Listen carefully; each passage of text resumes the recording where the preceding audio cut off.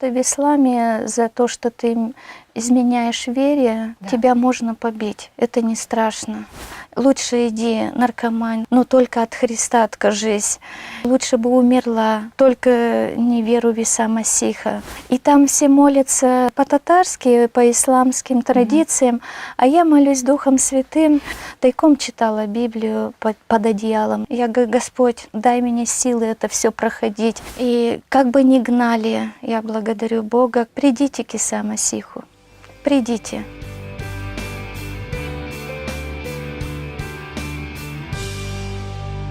Мир вам, дорогие друзья! В эфире Русско-христианское радио, программа «Выбор», и я ведущая этой программы Наталья Чернякова. Моя гостья сегодня Гузалия Шарипова. Мир Божий, приветствую всех. Мир Божий, шалом! Вы прилетели сегодня специально на программу из Ижевска. Да.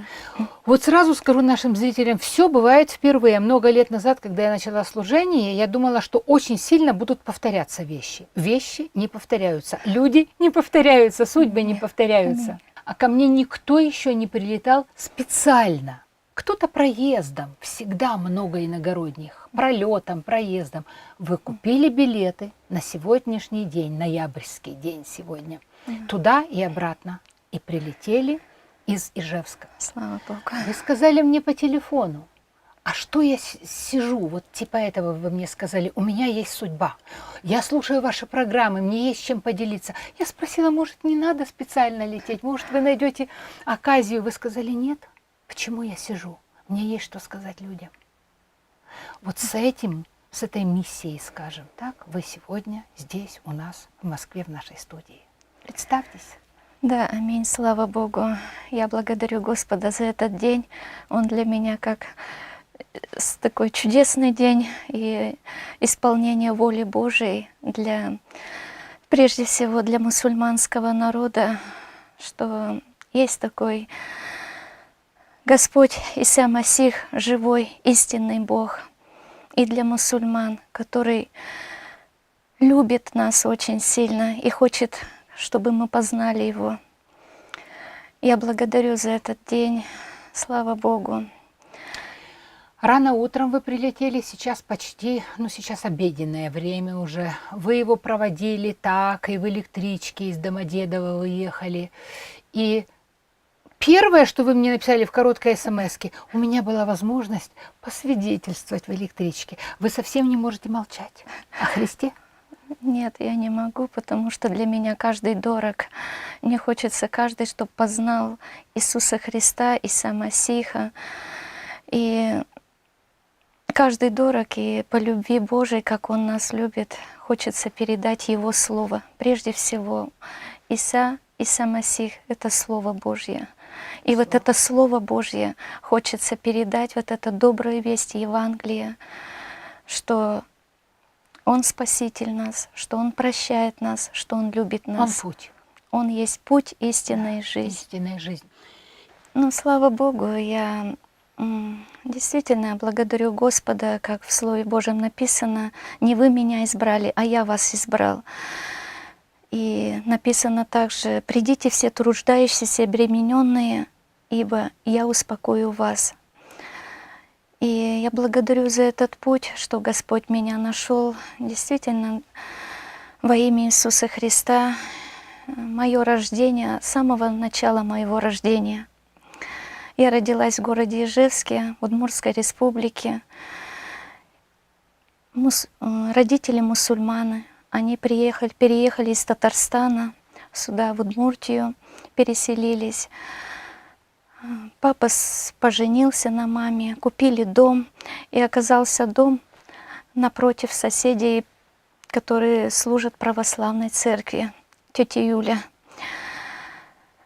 И вот 20 апреля мама рассказывала, что они дом помыли, все почистили к первомайским праздникам. Всегда мусульманская традиция весной дом почистить, дом помыть. И тут у мамы начались схватки. Папа побежал за скорую звонить, телефонные будки раньше были. И забежал тетя Юля на всякий случай. Прибегает домой, мама также лежит в схватке. И тетя Юля зашла, и видит, уже головкой выходит. И тетя Юля с папой принимают роды. И мама рассказывала, мне, говорит, и так тяжело, а тетя Юля, Господи помилуй, Господи помилуй, Господи благослови. Мне, говорит, и так тяжело, потому что для нас, мусульман, слово Господи, Да. это как... Ну и народное, скажем, совсем. И народное. Да, да. Аминь. Я родилась, меня завернули, и скорая приезжает. Оказалось, та скорая попадает в аварию, пока вторую заказывали. Ну, я благодарю Господа, что это план Божий изначально. Родилась. И слава Богу, с детства я вот сколько себя помню, я даже лет 6-7 лет, я всегда смотрела на небо и всегда разговаривала Аллахом. Аллах, ты есть, ты живой. А с тетей Юлей спорила. Тетя Юля, у вас Иисус Христос, это русский Бог, а у нас Аллах, у нас И Бог. сама идентификация была у вас, что вот я татарка? Да, я этим Было, очень да? гордилась, что мы татары, что мы мусульмане. И я очень любила своих родителей и любила Аллаха, и все, что старалась доказать свою любовь к ним. Искала любви Божией, потому что, может быть, у меня старшая сестра, 5 лет у нас разница, а когда папа увидел, что дочка родилась, вторая, и мама рассказывает, 20 апреля родилась, в таких трудностях, в таком благословении, а 1 мая они уже вышли на демонстрацию со мной. И мама говорит, то есть папа ждал сына папа и немножко разочаровал его. Немножко разочаровался. Все спрашивают, кто родился. Она, говорит, и такой разочарованный. И вот с этим, чтобы папе показать свою любовь, не то что от родителей ждать, а с самого детства я все хотела доказывать о любви. Ну, и так до подросткового возраста я искала, я любила Аллаха. И стала искать молитвы. Папа с мамой намаз не читали, бабушка, дедушка тоже намаз не читали, но были знакомые бабушки, и я подходила к ним и спрашивала, какие важные молитвы, и учила их. Такое было желание учиться татарским молитвам. Альхамду раббил галямин, аят аль-Курси, которые самые главные молитвы. О чем? Ну, аят аль-Курси, альхамду раббил, это как милостивый Аллах, благодарение Богу. Един Бог. У нас там в молитвах всегда един Бог говорится. Ну и ошибки в этом нет. Да, слава Богу. Да. И однажды в мечеть ходила, хотя никто, папа с мамой еще не ходили в мечеть, и желание было в мечеть. Я вставала около ящика, там были таких 2 железных ящика в мечети, ложила пожертвования, и вот эти молитвы проговаривала, что у меня на сердце, что у меня в душе, что Аллах, помоги мне, разговаривала. И однажды, когда уже думаю, я буду служить Аллаху, встану на намаз, будучи еще молодой девушкой, и на сердце такая мысль, что это тебе не надо. Я думаю, как не надо? Ну, вроде бы это же хорошо, потому что для мусульман самое главное читать намаз. И вот это не надо, я вот этим словом не надо задумалась. Ну, затем у меня уже постарше, когда стала, раз я такая послушная, раз я так люблю Аллаха, я думала, у меня в жизни все будет хорошо, когда я выйду замуж. Здесь замужество, и я знала, что этот юноша, мужчина, за которого я выйду замуж, он не совсем достоин. Немного как бы есть у него какие-то ошибки, и я с таким наивностью, я думаю, помогу этому мужчине, этому юноше, я помогу, я верю в Аллаха, и у нас все будет хорошо. Но, конечно, после замужества пришло сильное разочарование. Оказалось совершенно не так. Здесь я забеременела, думаю, ребенок родится, может все исправится, все. Но ребенок родился, и также такие же проблемы, и очень было нелегко. И у меня стали приходить разочарования и поиски. Аллах, почему так происходит? Что мне делать? И однажды в один момент, когда я поняла, что муж действительно с ним невозможно уже жить, уже дальше нельзя идти с ним по жизни. И тут такое желание, такое на сердце слово оставить, развестись. Для меня это было уверенностью, но для родителей это было, как дочка разводится. Вы сказали в 2 словах мне, что отец сказал: ты выбирала, ты будешь сейчас растить ребенка. Вот Да. о ребенке, да? Да. То есть они были в этом непримиримы. Ты выбор сделала. Да, да. И для них было это, как дочка разводится, это как бы унизительно. Я развелась, вот с сыном остались мы. И когда мы жили на квартире, и когда я с сыном переехала к ним домой, у меня были головные боли. И там травма была. В квартире, когда отдельно жили, небольшая травма была. И я с этой травмой сразу не обратилась к врачу. И когда уже, живя с родителями, они видят, что у меня какие-то сильные головные боли, они: давай, дочь, мы тебя положим обследовать, что с тобой. И положили меня в больницу, нейрохирургию, повезли меня в томографию, делать томографию головы. И там врач мне говорит: знаете, у вас очень серьезная травма, вам нужно обратиться к Богу. Прямо так и сказала она: обратитесь к Богу. Врач. Да, врач сама. А я говорю: какому Богу? Я верю в Аллаха. Я и так очень думаю, какой еще Бог есть? Это же Бог, Аллах. И с этой мыслью, снова эта мысль осталась, и я снова начала думать, что это так, куда обратиться. А до больницы я в разочаровании, я говорю: Аллах, почему так со мной получилось? Вот развод, вот почему голова? Я говорю: я так тебе верила, я так надеялась, что у меня все будет хорошо. А здесь совершенно другая жизнь, совершенно все по-другому. Покажи мне путь, покажи мне, как нужно. И я не помню, кто мне сказал, но я вот это единственное помню слова. Появились евангельские церкви, и там люди исцеляются. И я думаю, как же мне, будущей мусульманке, туда попасть с этой мыслью перед больницей. И еще раз перед больницей также мне не хотелось жить, разочарование. Я зашла в сарай, думаю, лучше мне умереть. Родителям стыдно, что их дочь в разводе. Здесь сын. И думаю, головные боли, думаю, кому я нужна? Я зашла в сарай, помню, уже веревку все приготовила. И там какая-то сила просто вытащила, вот просто ветром как вынесла. И я опять думаю, а кто, думаю, меня так вынес? Что это, что за сила такая? И с одной стороны подумала, и с другой стороны радость пришла. Жизнь, как жизнь появилась, надежда появилась на жизнь. И слава Богу, вот в больнице меня положили, вот сказали, что обратись к Богу.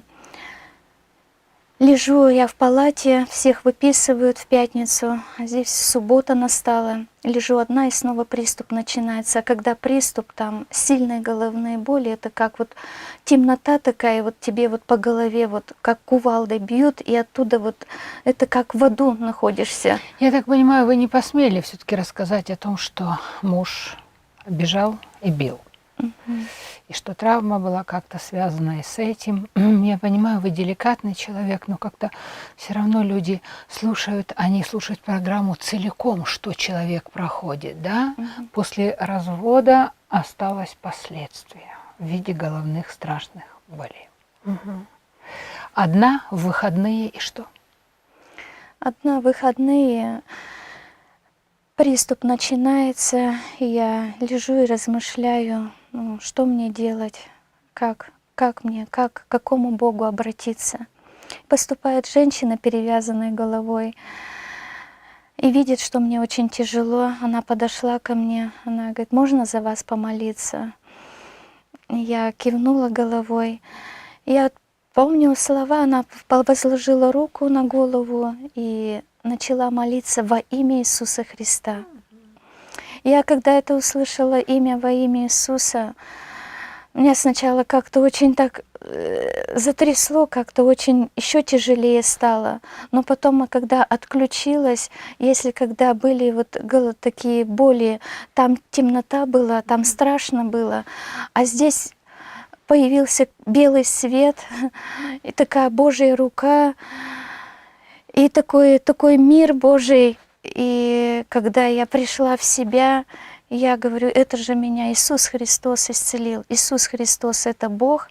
Она говорит: да, это Иисус Христос, это Бог, который исцелил тебя, который любит тебя. Я говорю: расскажите мне о Иисусе Христе. Я говорю: хочу познать Его. Это же Он меня исцелил, это же Он есть свет. И я просто ее потрясла, и она говорит: ты знаешь, Гузалия, я вот из церкви Божьей, у нас не такая церковь, у нас евангельская церковь, мы славим Господа, мы прославляем Его, мы читаем Евангелие. Я говорю: хорошо, хорошо, я поняла. Я говорю: можно я туда? Он же меня исцелил. Я тоже хочу познать Его. Она Но говорит: это же совершенно противоположный путь, как будто бы с востока на запад. Да, Господа Иисуса Христа прославлять Ему, это совсем другое, чем в мусульманстве. Настолько из глубины страданий было уже не то чтобы все равно, а так развернуло вас. да, меня сразу на все 180 градусов, можно сказать, развернуло. Только из такой глубины человек может такое решение принять, из глубины страданий. То есть мрак, темнота, лучше повеситься, чем жить. И в это время разворот происходит. Как часто мы задумываемся о том, говорить человеку о Христе или нет. Да? Эти слова прозвучали. Что-то новое, как душ. И когда вышла из больницы, не размышляла, пошла. Нет, не размышляла. Я поняла, что Иисус Христос. Я с радостью 3 дня эта сестра лежала. Она мне рассказала: вот адрес, вот выпишешься, приходи туда. Вот там мы собираемся по воскресеньям. И я просто после больницы, когда выписалась, я первое же воскресенье сына взяла, и мы поехали с ним на это служение. Маме с папой я сказала, не сразу сказала, что я поехала на служение в церковь про Иса Масиха. И пришли туда, там уже прославление началось, служба началась. И я помню, я в радости стала славить Господа тоже, влилась в это прославление. Славлю Господа, руки подняты, встаю, сыночек стоит рядом. От души, от сердца славлю, благодарю Его. И тут, вот знаете, как электрошоком, от кончиков пальцев полностью по всему телу у меня как электрошоком проносит. Я испугалась очень сильно. Что я делаю? Что со мной происходит? И я вскрикнула: я мусульманка. На весь зал? На весь зал, я прямо на весь, потому что так было прославление, и на всю громкость: я мусульманка. И тут правое ухо прямо, ясный такой твердый голос, приятный, твердый, ясный: я тоже люблю мусульман, я тоже за них умер, и ты будешь говорить им обо мне. Я еще больше испугалась. И тут пастырь останавливает служение, он говорит: быстро, кто из мусульман есть, подойдите, здесь мусульманка. И подошли 3 человек, сестра и 2 брата. И сестра Роза, до сих пор мы с ней общаемся из Церкви Божией. И первая та сестра Людмила Геннадьевна, которая в больнице познакомились, которой Господь направил.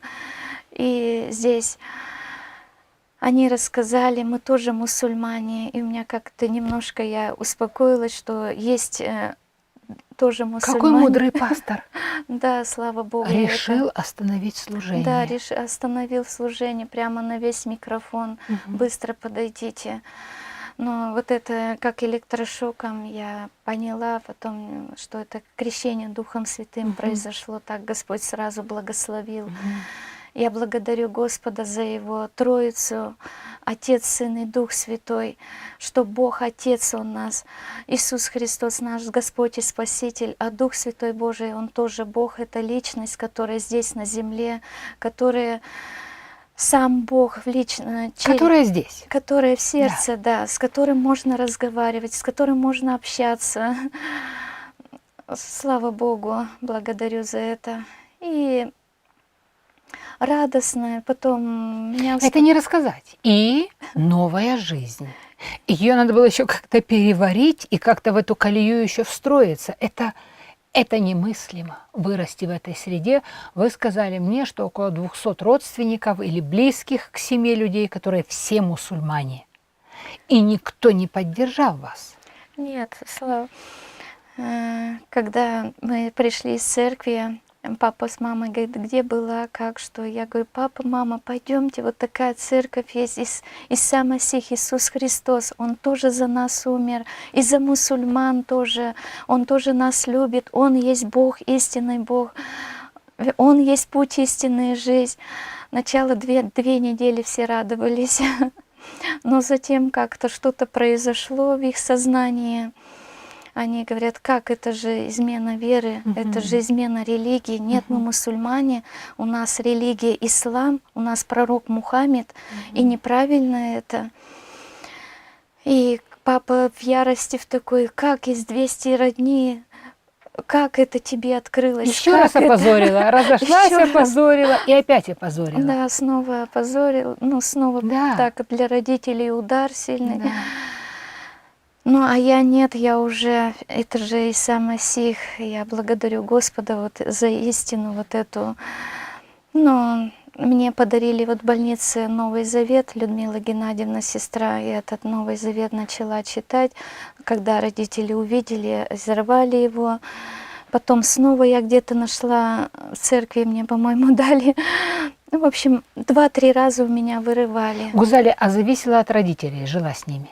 Да, я Маленький потому- ребенок абсолютно не защищена ничем, социумом Нет. никаким. Нет, ничем это. Ну, затем даже пришлось не то что побивать, ну, действительно даже как побивали, ну, Родители. да, Ну, то есть это в традиции. Побей Да. неверного. да. Даже если это дочь. Даже если она взрослая женщина уже. Да, потому что в исламе за то, что ты изменяешь вере Аллаху, Да. тебя можно побить. Это не страшно. Это ты этим даже попадаешь в рай, что ты отступник, который отходит от веры, то Побил. это побил, это как правильно считается. Маленькая, очень хрупкая, нездоровая, оставленная мужем, и родители бьют. Но это так себе путь, я скажу. Это очень на любителя. Я так понимаю, что это уже корни пошли, уже прорастать стало в Иисуса, и назад пути не было. Назад пути не было. Я понимала, что назад пути нет, что это истина. Я понимала, что вот мы здесь просто в гостях, мы здесь, наше тело, оно умирает, его погребают, это тело, а душа, дух, она должна дальше идти. Гузалия не только прочитала это, а, я так понимаю, очень сильная близость духовная, Бог это вкладывал и в сердце. Да, И в Евангелии прочитала о том, что мы здесь странники, и понимала это внутри себя. да, это понимала.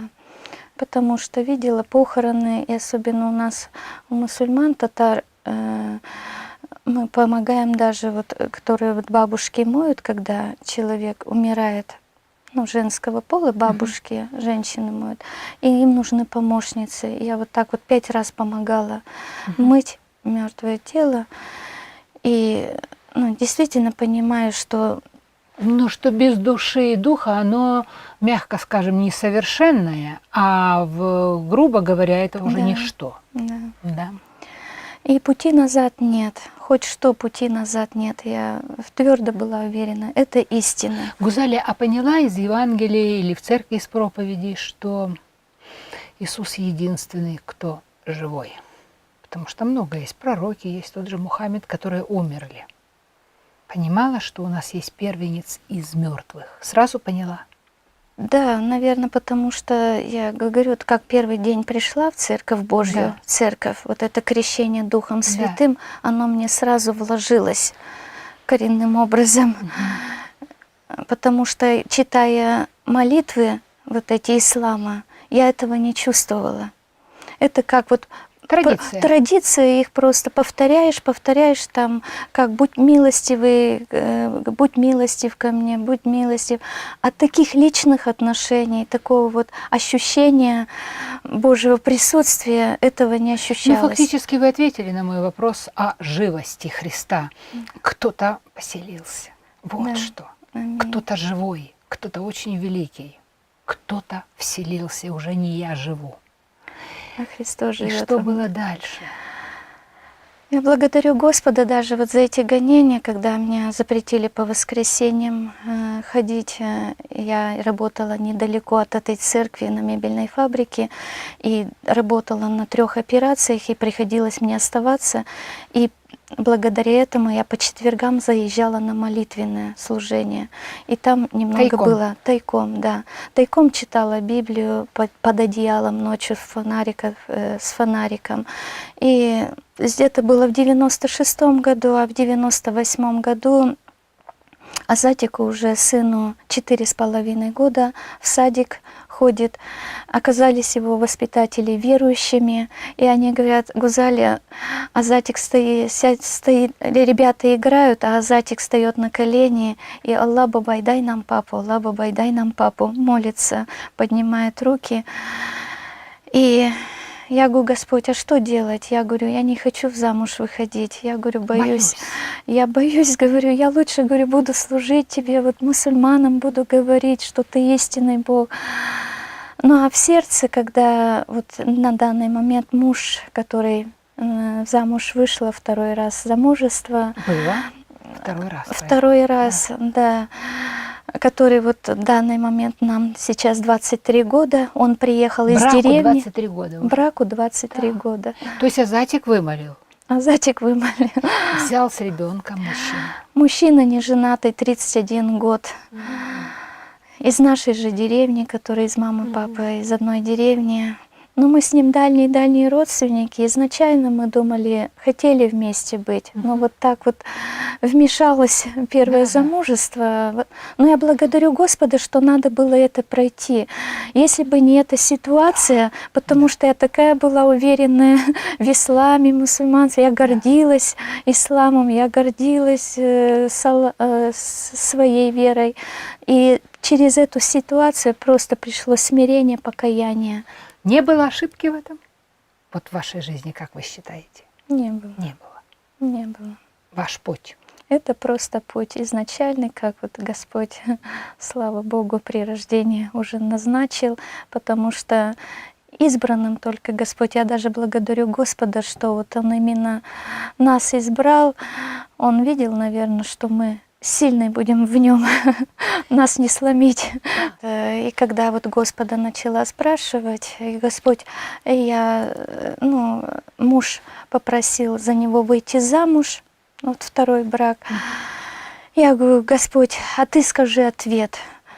Ты скажи, вот ты благословляешь это, нужно ли мне выходить? И в отчаянии в таком плаче, в страхе, Да. плаче. Это было июнь месяц, поднялась на мансарде, там на мансарду, там молюсь, спрашиваю Господа, там же уснула на кровати. Я говорю: ты мне покажи, дай мне ответ, вот именно ты, потому что ты живой, Господь, ты отвечаешь, для тебя нет ничего невозможного. И так я уснула, и слышу голос где-то уже рассвет, 3-4 час, Гузаля, Гузаля, такой нежный голос. Я открываю глаза, и вот здесь вот у ног сидит яркий такой блестящий, сверкающийся ангел. Он говорит: Гузали, выходи за Ильфака замуж, у вас все будет хорошо, я благословляю. И такие нежные слова небесные. И я как увидела, испугалась, отключилась. И встаю будильником утром 5:30, а в 6 часов звонок по телефону. Ильфак, муж, съездил в деревню, тут же приехал ночью с братом. Он там переговорил с родителями, его папа благословил. Он мне звонит в 6 часов утра: Гузали, давай еще раз встретимся, еще раз переговорим. Не мог дождаться хотя бы 8. В 6. В 6 часов именно, вот, потому что она мебельная, мне надо было, я уже к 7 на работу. Я говорю: да, мне тоже надо встретиться, и важно тебе передать, сказать. И вот когда мы с ним встретились после работы, я говорю: Ильфак, вот я тайком читаю Библию, я тайком хожу в церковь. То есть тоже надо было признаться, тоже из мусульманского Я народа? сразу призналась. Я говорю: ты знаешь, вот оказывается, из-за нас тоже мусульман Иисус Христос отдал себя жертву на кресте Голгофе. Он агнец Божий. Не как вот мы каждый год режем барашков, как жертву приношения приносим, а 2000 лет назад уже сам Бог в образе Сына Своего пришел и заплатил за наши грехи и стал агнцем Божьим. Я ему все рассказала, всю правду. И пришел ангел, что сказал выходить замуж за тебя. Вот я тебе все сказала, от тебя сейчас решение. Вот возьмешь меня такую? Если возьмешь, я согласна. Он говорит: Гузали, я ничего не понял, но я тебя очень люблю, я тебя очень давно ждал, и я хочу жениться на тебе. И это был июнь месяц, и вот 4 сентября у нас было на Каях. В 98 году, а на Каях это как зовешь бабушек, дедушек на благословение семьи, и там все молятся по-татарски, по исламским традициям, а я молюсь Духом Святым, снова спрашиваю Господа, разговариваю. Я говорю: Господь, подтверди, что Ты благословляешь наш союз. Я с ним, как знаете, он с любящим отцом, любящий папой, и другом он для меня, он и брат он для меня. Гузалия, я ваш путь вижу, типа на ипподроме вот эти препятствия, лошадь, которая породистая, она не просто идет по ровной, она все время их проходит. Я вижу такую систему дверей, которые нужно было открывать, систему препятствий. Это даже там... Это надо исполнить, эту традицию, да и зачем ее избегать, да? Пришли бабушки, дедушки, они молятся так, а я молюсь Духом Святым. Я Духом Святым. Это же как надо вот эти все пороги проходить и быть верным. И вот, спрашивая его, именно 4 сентября 2008 года, через 10 лет, Ильфак принимает Иисуса Христа как своего Господа и Спасителя, муж, и водное крещение. Именно 4 сентября. Тут я его спрашивала: подтверди, Господь, подтверди. Да. Прошло эти 10 лет, прошли, они как год прошли, как полгода. Вот скажи мне, 10 лет жди, пока твой муж принят тоже Иисуса Христа, Иса Масиха, поверит в Него. Главное, повери, как Авраам поверил в Бога, и это вменилось ему в праведность. Да? За нас все Господь совершил. Нам главное поверить Его жертву, Его вот эта истина, вот это Слово Его. Вначале было Слово, и Слово было у Бога, и Слово было Бог. Да? И Сын, сущий в недре отчим, открыл нам Бога Отца по вере. Тихо ждала. Жили, хорошо жили, просто тихо ждала и молилась. Тихо ждала, тихо молилась. Там пастор меня благословил. В 98 году мы вот на Каях, 24 сентября мы зарегистрировались. И в 2001 году рождается дочь Алия, дочка. В 2000 году, в декабре месяце, мы, возвращаясь из деревни, попадаем в большую аварию. Машина никакая. Я просто увидела, что КамАЗ на нас едет, а я беременна животом. Я спустилась, и там тоже с Господом: Господи, предаю дух Тебе. Благодарю Тебя за все.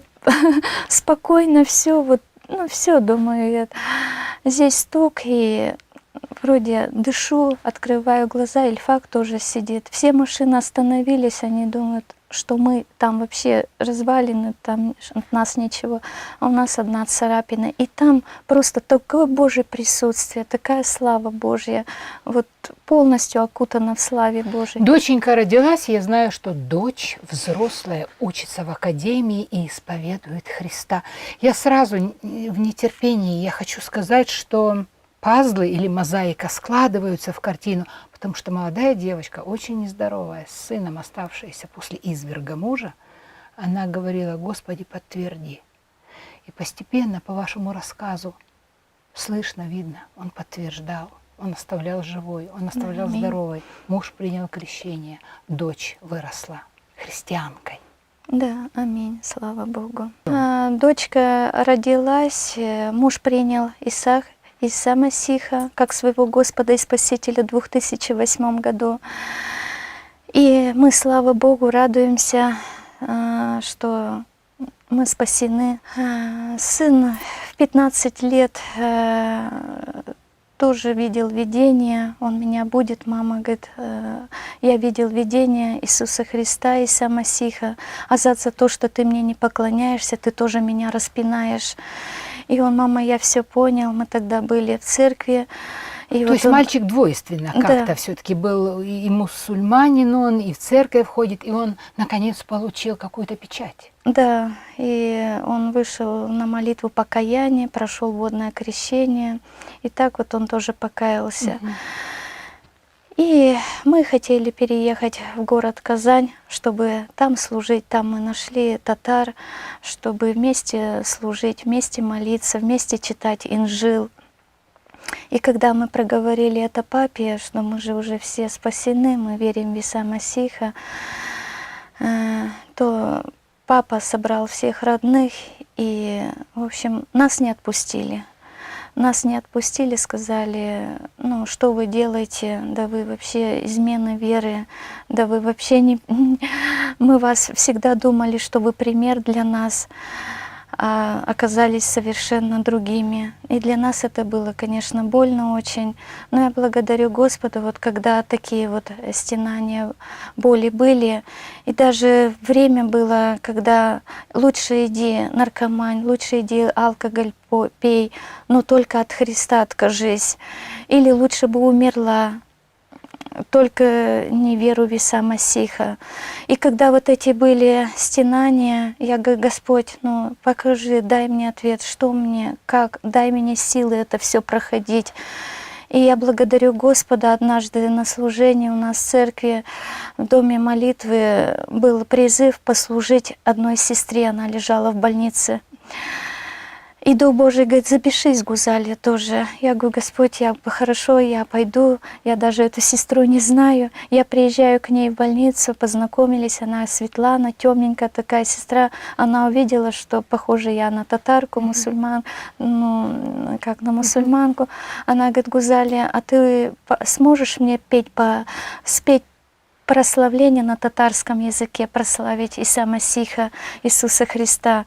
И я когда прославить начала Иисуса Масиха, тут женщина лежала, прикрывшись одеялом.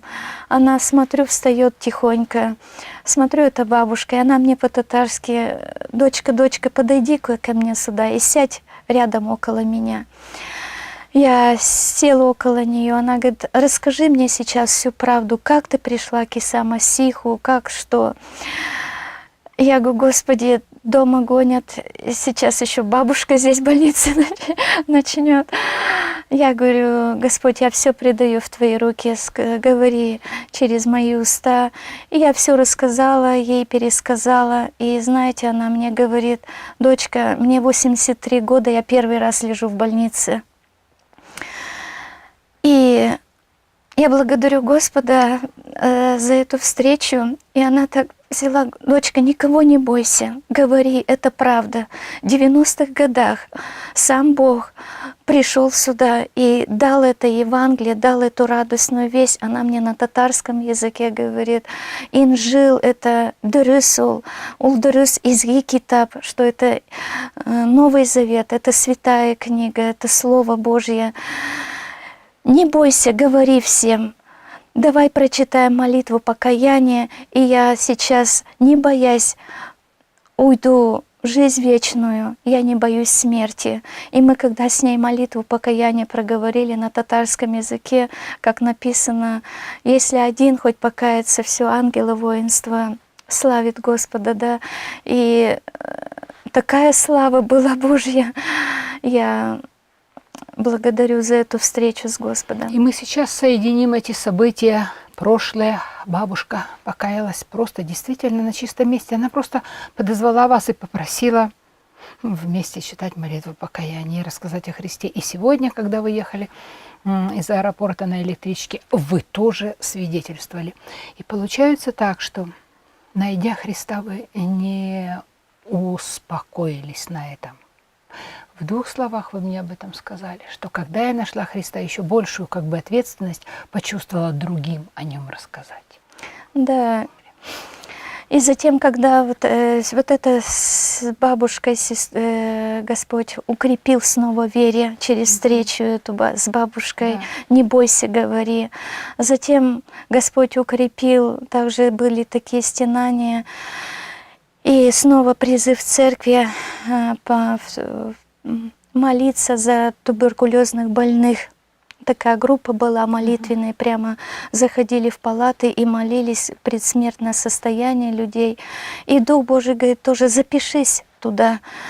Я записываюсь туда и приезжаю тоже.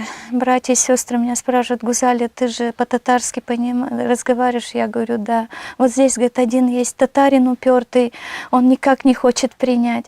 Я помолилась, зашла к нему в палату, познакомилась и начала с ним по-татарски говорить, рассказала ему о Иисусе Христе. А у него было тяжелое состояние. Я говорю, ты уже умираешь, и ты знаешь, но есть выход или в жизнь вечную, или в ад, или рай. И надо выбрать жизнь вечную, в рай идти. Но только через Иса Масиха это можно, признав свою греховность, покаяться. Он говорит, я пока не могу. И в этот день я говорю, ну если будет тебе тяжело, призови Иса Масиха. И через неделю Дух Божий говорит, вот поедь прямо сейчас туда. Я приезжаю туда, а медсестры говорят, мы не знаем, что с ним произошло, но он слег. Меня пустили в палату. Я говорю, ты все готов, ты видишь, что ты уже все отходишь. Он говорит, да, прочитаем молитву покаяния, да. И на татарском языке мы с ним прочитали молитву покаяния, он принял Иса Масиха. И он такой радостный тоже, слава Богу, и через 2 часа вот он ушел в вечность. И вот это вот Господь всегда вот этими показывал, утверждал мою веру. Я благодарю за это Господа. И сейчас мое желание исполнить волю Божию. Я люблю очень всех своих родных и близких. Как изначально, говорю, у нас очень большая родня. И сейчас время, видно, что оно уже не такое, как раньше, уже последние времена идут.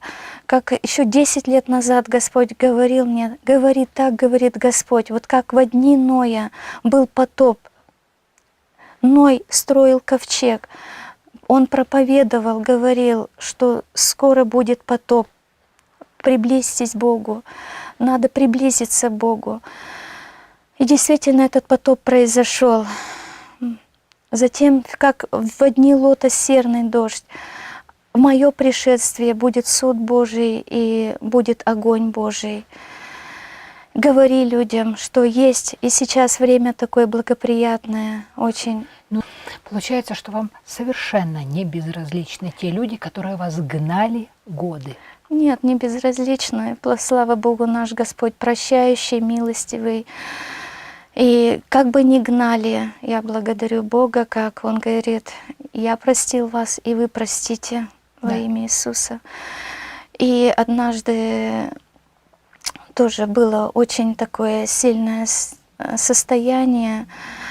Ну, я снова почти тоже умирала, и Господь, я говорю, готова.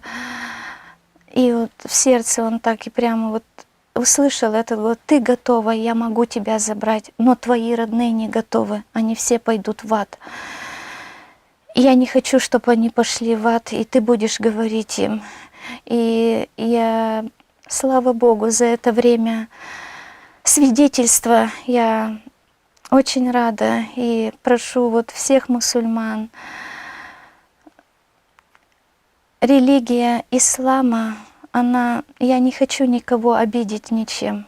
Я мусульманам хотела сказать, вот просто ради себя, вот написано в Слове Божьем, ищите и откроется вам, стучите и отворятся вам. То есть Просто- уберите для начала предрассудки и попробуйте. Да, Вы попробуйте это сейчас искать. говорите. Возьмите Коран, возьмите Библию и просто сами вот покажи нам, Бог, истину. Где истина? Вот откровенно, искренне, потому что Он слышащий Бог. Он ответит, Он покажет. И Он каждый любит. Он грех, Он курбан Бейрям за нас, Агнец Божий, Закланный. закланный за нас 2000 лет назад. И не каждый год, И а не каждый единожды. год, да. Нам не нужно, и потом, если нам надо каждый год приносить барашка и верить, что его кровь смывает, то однажды 2000 лет назад сам Бог, Иисус, Иса Масих уже заплатил. И Его святая кровь, непорочная, драгоценная кровь, она однажды уже за весь наш грех заплатила на кресте Голгофе. Вы невероятно близки к своему народу, к традициям, к своей национальности, и при этом невероятно проросли духовно в Иисуса Христа. Вы близко, как вы назвали, Курбан Байрам, да? Да, Курбан Байрам, когда приносят Когда жертву, приносят жертву. То есть вы даже свидетельствуя мусульманам, вы не отходите от своей традиции, от своей национальности. Вы говорите, я одна из вас. Вы знаете язык, вы знаете культуру. Но вы говорите о том, что это был прообраз, вот эти все барашки. И есть нечто более совершенное. Написано в Слове Божьем: «Я есть путь, истина и жизнь». Истина в Иса Масихе. Я просто хочу сказать, придите к Иса Масиху. Придите. Он действительно есть истина, Он есть Слово. В Коране все написано о Нем, что Он есть Слово. И это Слово, вначале было Слово, и Слово было у Бога, и Слово было Бог. И Слово — это сам Иса Масих. Просто сказать: придите, поверьте. И вот тот названный тетей Юлей, соседкой православной, когда вы рождались дома, случайно, совершенно не доехав до больницы, она назвала его Господь. Да. Вот этот Бог и есть наш Господь, наш Спаситель. Да. Всех людей, не славян? Нет, всех людей, со всех. Слава Богу. И я очень рада. И вот это слово, которое первый раз в Церкви Божией, я тоже люблю мусульман, я тоже за них умер и воскрес. И ты будешь говорить обо мне. Просто услышьте и поверьте. Все нам по вере дано. Спасибо Во имя огромное. Иисуса. Для этого был куплен билет. И пару дней назад вы сказали, я билет купила, а вы скажите, возможно ли прилететь? И я сразу вспомнила слова, что когда мы кладем жертву на жертвенник, мы ее кладем, а огонь, пожирающий, сойдет уже с неба на готовую жертву. Вы купили билеты в два конца и Аминь. сказали, билет куплен, и я готова приехать в студию. Благодарим всех вместе с Гузалией, всех, кто слушал нашу программу. Программа невероятная, судьба невероятная. И препятствия на пути к Господу тоже невероятные. Эта маленькая хрупкая женщина вряд ли смогла за этих полчаса все это рассказать, но имеющий уши да услышит. Мы напомним вам, что в эфире была очередная программа «Выбор». Я ведущая этой программы Наталья Чернякова и моя гостья сегодня из Ижевска Гузалия Шарипова. Всего вам доброго, пишите комментарии, делитесь своими мыслями, делитесь своими впечатлениями, пожалуйста, мы ждем. Всего доброго. Всего доброго.